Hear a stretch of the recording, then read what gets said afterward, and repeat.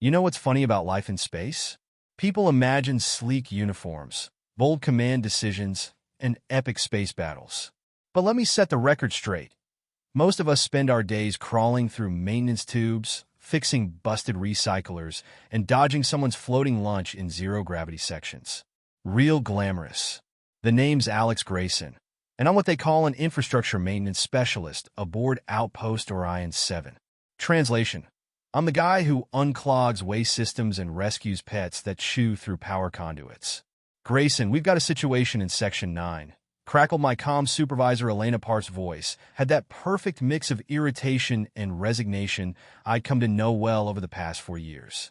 Let me guess, I replied, already grabbing my toolkit. Lieutenant Harper tried upgrading his room's climate controls again? Close.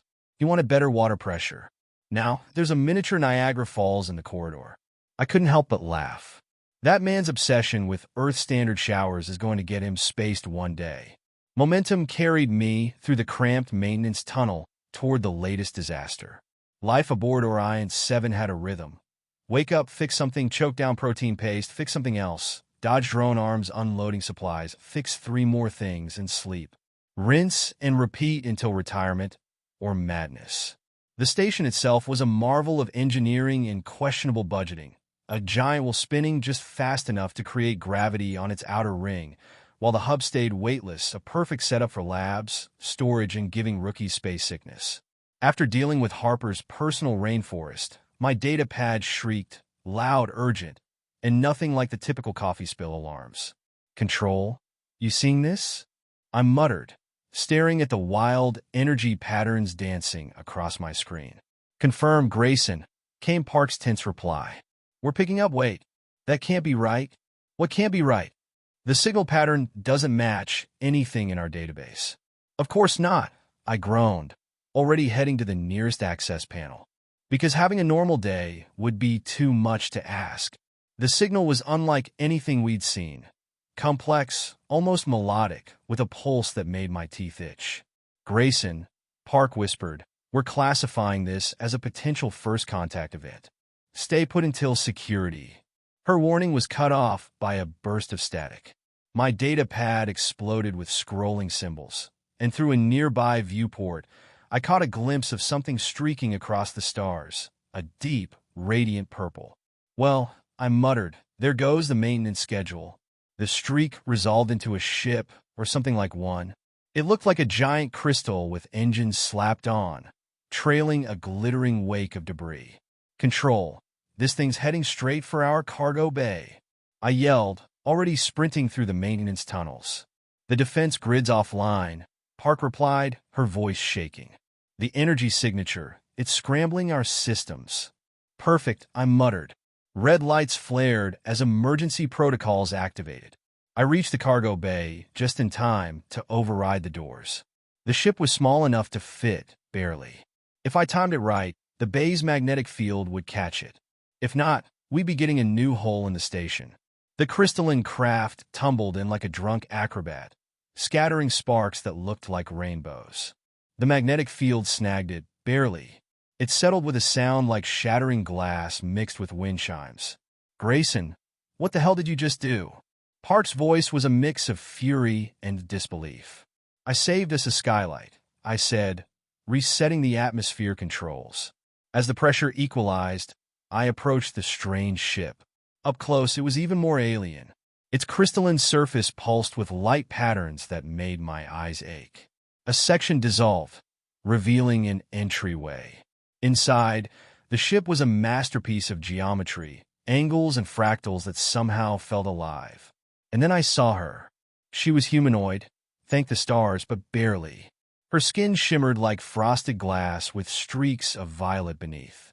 Instead of hair, delicate crystalline filaments sprouted from her head, catching and scattering light in hypnotic patterns.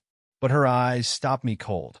They gleamed like liquid starlight, deep and otherworldly, yet full of unmistakable fear. And that's when everything changed. Chapter 2, The Girl and the Storm. The alien girl didn't move at first. She just stared at me, her luminous eyes wide and unblinking, the fear in them so palpable it sent a chill down my spine. I raised my hands slowly, palms out, hoping the universal, I mean no harm, gesture worked across species. "Hey, it's okay," I said softly, my voice barely above a whisper. "You're safe now." She flinched, her crystalline filaments shifting and catching the light like a spray of tiny rainbows. The ship around her hummed faintly, its patterns of light rippling in sync with her movements. It was as if the vessel itself was alive, or at least deeply connected to her. Behind me, the cargo bay doors hissed open, and the sound of boots hitting the deck made her tense further.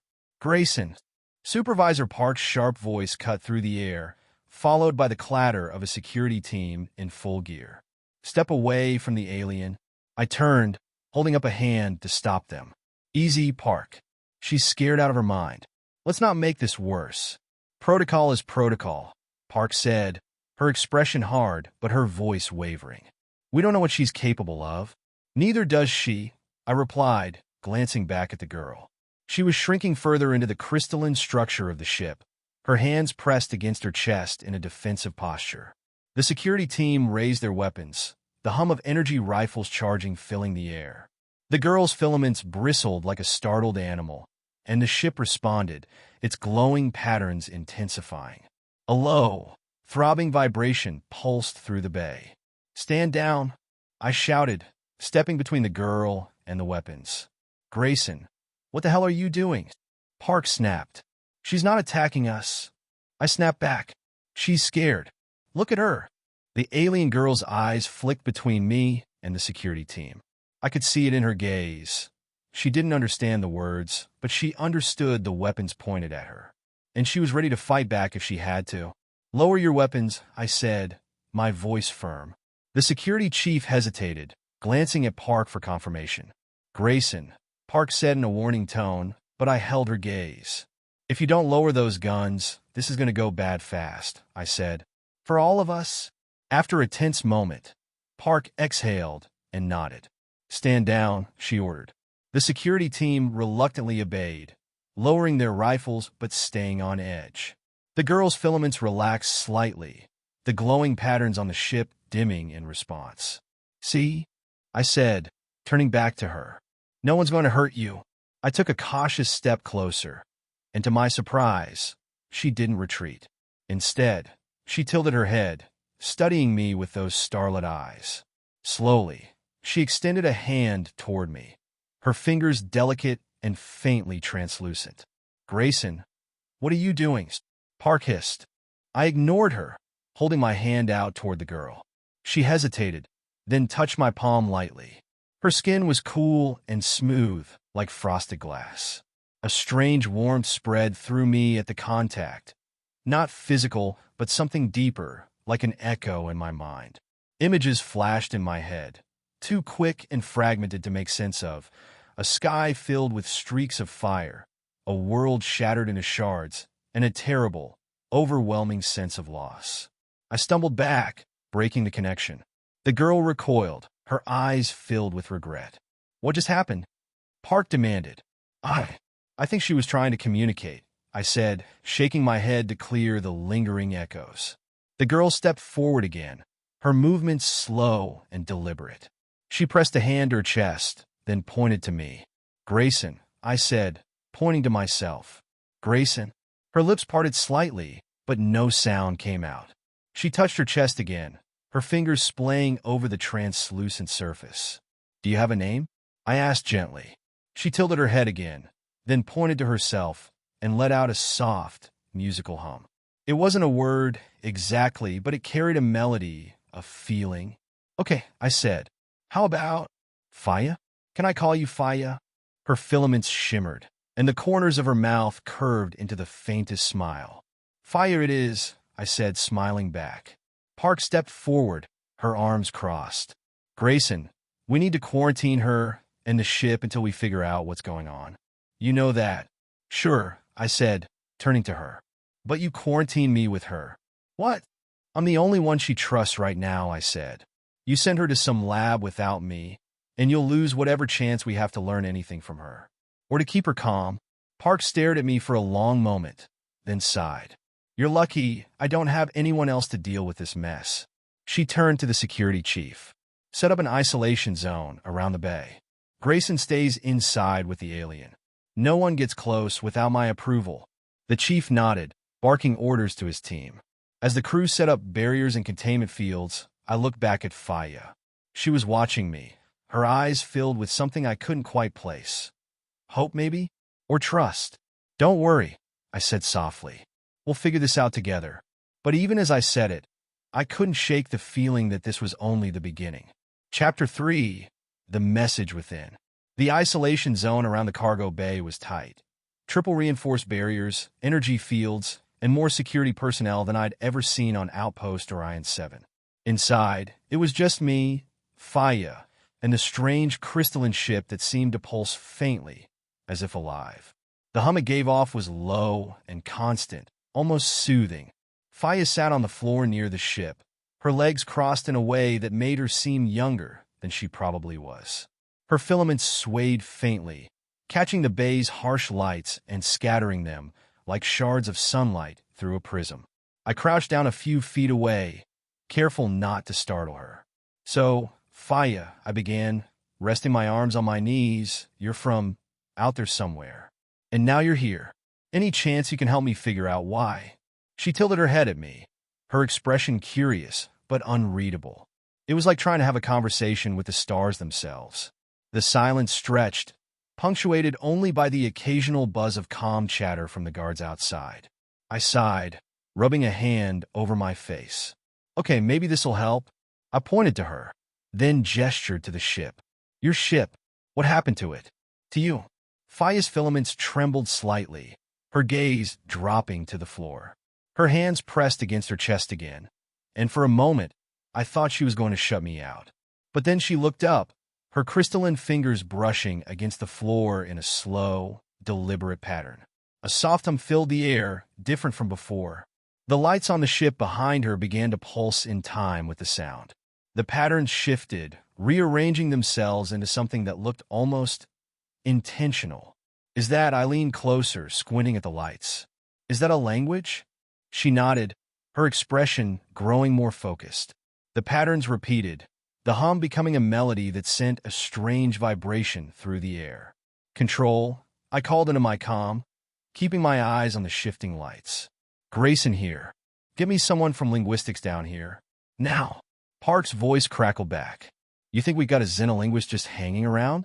Do your best, Grayson. You're all we've got. I groaned, muting the comm, of course. Turning back to Faya, I tried to focus. The patterns were too complex to decipher, but there was a rhythm to them, almost mathematical. The hums she made weren't random. They followed a sequence, like notes in a song. Okay, let's try this. I tapped my data pad, pulling up a basic translator program. It wasn't built for alien languages, but it could recognize patterns and offer approximations. I held the pad up, showing her the screen. Can you do that again?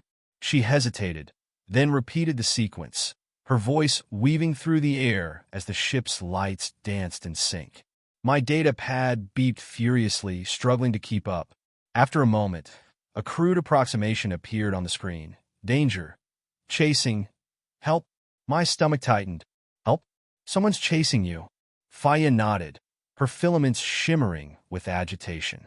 She gestured toward the viewport, out into the vast emptiness of space. I followed her gaze, frowning. You mean they're still out there? As if in response, the station's emergency klaxon blared, the sharp, grating sound making me jump to my feet. Control, what's going on? I barked into my comm. Park's voice came through, tight with tension. We've got unidentified ships on long-range sensors. Multiple signatures. They match the debris field we detected earlier. Great, I muttered, glancing back at Faya. Your friends? Her expression darkened. She stood, her posture stiff, and pointed urgently at her ship. What are you trying to say? I asked. She reached out and grabbed my hand, her touch sending another wave of images crashing into my mind. This time, they were clearer. Jagged ships slicing through space, firing streams of energy that tore through crystalline structures like glass shattering under a hammer. Screams echoed in my head, mingling with the sight of Faya's homeworld splintering into floating shards. I gasped, stumbling back as the connection broke. Faya's eyes were wide, her filaments trembling like leaves in a storm. "They're not here to negotiate," I said aloud. The ship behind her began to glow brighter, the patterns on its surface shifting rapidly. Faya gestured urgently at me, then at the ship, her movements frantic. "You want me to go in there?" I guessed. She nodded, practically dragging me toward the opening. "Grayson, what the hell are you doing?" Park's voice snapped through the comm. "Trust me," I said, stepping into the ship. The interior was just as strange as before, all fractals and glowing angles that seemed to shift as I moved. Faya followed me, her hands brushing against the walls. Wherever she touched, the ship responded, its lights flickering and pulsing in waves. At the center of the room, a console rose from the floor. Faya gestured for me to approach it. "Okay, what now?" I asked, but she was already moving. She placed her hands on the console, and the entire ship seemed to come alive. The walls lit up with holographic projections, showing the incoming ships and the station's defenses, or lack thereof. "Grayson, we're reading massive power fluctuations in the cargo bay." Park's voice cut in. "What the hell are you doing in there?" "I think she's trying to help," I replied, though I wasn't entirely sure. Faya's fingers danced over the console, her movements fluid and precise. A new projection appeared, a crystalline network spreading outward like a web. It wrapped around the station, forming a shimmering barrier that pulsed with energy. "She's activating some kind of shield," I realized. "Grayson, I hope you know what you're doing," Park said, her voice filled with doubt. "Yeah," I muttered, watching as the barrier solidified around us. "Me too." Through the viewport, I could see the unidentified ships drawing closer, their jagged forms cutting through space like blades.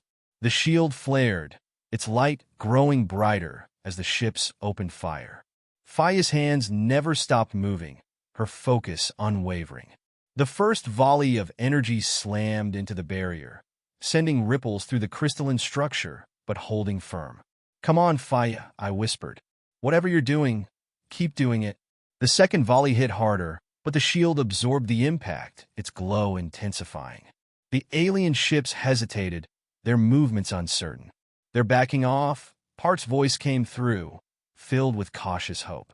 "Grayson, I think it's working." Faya turned to me, her expression a mix of exhaustion and determination. She didn't need words. I could see it in her eyes. This wasn't over. Not by a long shot. Chapter 4. The Final Stand. The alien ships regrouped, their jagged silhouettes looming closer as they repositioned for another attack. Faya's shimmering shield surrounded the station, but I could see the strain on her face.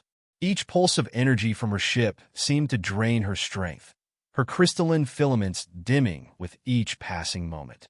"Control, what's the status on our defenses?" I barked into my comm. Park's voice came back, tight with tension. "Our systems are still scrambled by the energy signatures. Whatever those ships are using, it's making it impossible to get a solid lock. The shield's all that's keeping us alive right now." I glanced at Faya. She was faltering, her hands trembling against the console. Her ship, no, her lifeline, was fighting to protect us, but it couldn't last forever. "Grayson," Park's voice softened, almost hesitant. "If that shield fails, we won't have time to recover. We need to consider evacuating the station." "Evacuate?" My gut twisted at the thought. Hundreds of people lived and worked on this outpost. Even if we got everyone to the emergency pods, the alien ships would pick them off before they got anywhere near safety. "No," I said, my jaw tightening. "We stand. We fight." "Fight with what?" Park snapped. I didn't answer. Instead, I turned to Faya. She looked up at me, her glowing eyes filled with desperation. She didn't understand my words, but she could read the determination in my face. "Faya," I said, kneeling beside her. "Is there anything else we can do? Something to stop them for good?" Her filaments flickered weakly as she raised a trembling hand. She touched the console again, and a new projection appeared. This one showing her ship's core, a swirling vortex of light and energy at its heart. "What is that?" I asked. The answer hit me before she could respond. It was a weapon of last resort. The energy in her ship could be released in a single, devastating burst. It would destroy the enemy fleet, but it would take the ship and Faya with it. No, I said immediately, shaking my head. There has to be another way. Faya looked at me, her expression calm but resolute. She placed a hand on my chest, and once again, images filled my mind. I saw her people, proud, crystalline beings who had thrived among the stars. I saw the invaders, their jagged ships tearing through her homeworld, leaving nothing but shards and silence in their wake. And I saw Faya's decision. She hadn't just escaped the destruction of her people. She carried the means to end the threat, to ensure no one else suffered the same fate. Her eyes locked onto mine, and I understood. She wasn't asking for permission. She was saying goodbye. No, I said again, more forcefully this time. You don't have to do this. We'll find another way. We'll. Before I could finish, she stepped back, her filaments glowing brighter than I'd ever seen. The ship responded, its crystalline walls vibrating with a deep, resonant hum. Faya, I shouted, reaching for her, but she shook her head. A single word echoed in my mind, clear and unmistakable. Thank you. The ship's core flared, the swirling light growing impossibly bright. I stumbled back as the energy intensified, filling the room with a blinding radiance. Control, I shouted into my comm, my voice breaking. Evacuate the outer ring. Now! Grayson, what's happening? Park demanded. Just do it. The projection of the alien ships showed them closing in, their weapons charging for a final strike. Faya's ship pulsed once, twice, then released a wave of energy so powerful it shook the entire station. Through the viewport, I saw the energy burst ripple outward, a brilliant explosion of light and sound. The alien ships didn't stand a chance. The wave tore through them, shattering their jagged hulls into fragments that scattered across the stars. When the light finally faded, the silence was deafening. The alien fleet was gone. The station was still intact. But Faya's ship, her sacrifice, was nothing more than a faint shimmer of dust drifting through the cargo bay. I fell to my knees, staring at the empty space where she had stood. The weight of what she'd done hit me like a freight train. Grayson, Park's voice came through the comm, hesitant but alive with relief. The enemy ships, they're gone. You did it? No, I whispered, my voice barely audible. She did. The cargo bay was quiet now, the only sound the faint hum of the station systems coming back online. I sat there for a long time, staring at the dust that was all that remained of Faya. She'd come here, chased by destruction, and in the end, she'd given everything to protect us, people she didn't even know. As I stood and turned to leave the bay, I noticed something glinting on the floor. It was a shard of her ship, no larger than my palm, glowing faintly with an inner light. I picked it up, holding it close. Her sacrifice wouldn't be forgotten. She had trusted me, and I would make sure the universe knew her story. The scars of her loss would stay with me forever, but they would also be my greatest reminder of what it meant to stand, to fight, and to protect.